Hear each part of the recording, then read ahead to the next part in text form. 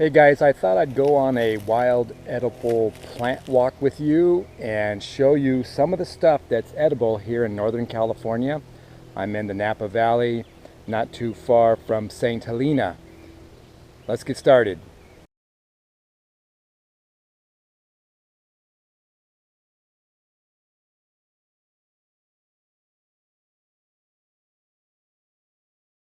So that's one of my favorite plants because it doesn't taste bad. Like spinach, it doesn't necessarily taste good. And most edible plants actually taste bad. Well, that's all right. At least you're getting some food and nutrition from it. All right, so here's the sweet vetch. It's a legume, and the little pods are what's edible. You want to just eat the pea on the inside and chew it up.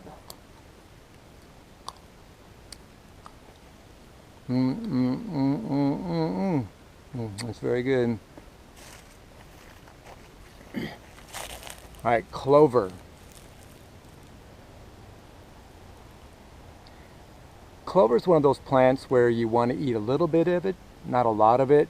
Your body can't handle too much of it at one time. I prefer to boil it because it's a little bit hairy.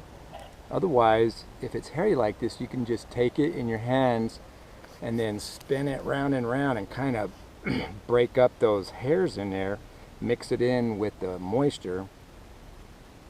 And that species is actually fairly sweet. Most of them are.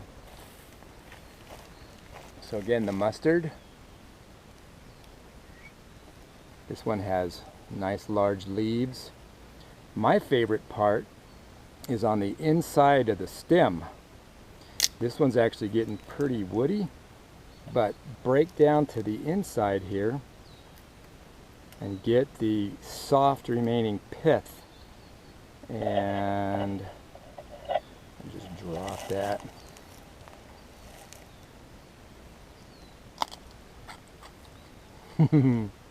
That was pretty good. It tastes just like broccoli, in my opinion. When the plant gets older, you won't be able to do this because it'll just be woody all the way through. But for now, it's a score. You can also boil the leaves and eat them. This is the very tender tip of the raspberry. This is a black raspberry vine.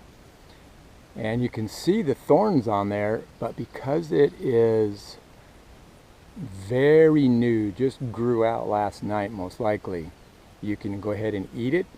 Again, better boiled. Kind of a bland taste, which is better than a bad taste. And I would definitely prefer that one boiled. I want to show you this plant. Look at that. This is a grass. Looks just like a rattlesnake's tail. So all jointed grasses are edible from root to fruit. And a joint, if you look at the stem, you'll see right here, this little segment here.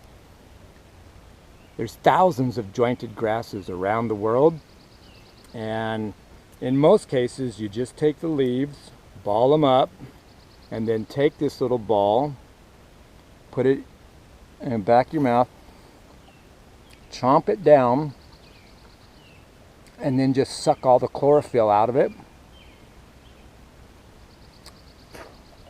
and then spit out the fiber. And that chlorophyll is basically liquid light. I mean, it is just full of every kind of thing you can ever hope for to live a long and prosperous life. Sometimes the roots will have tubers, so dig down in the ground to see. And then of course the seed head itself, you can winnow it and make flour, crackers, bread, and whatnot. It's a lot of work. Okay, so this is a wild grain. And you can see the seed in there. And on this particular jointed grass, the seeds are big enough to take the time to winnow and clean them up. But there we go. Look at that itty bitty sucker. But it doesn't take too long to get a lot of it. And it's very, very tasty.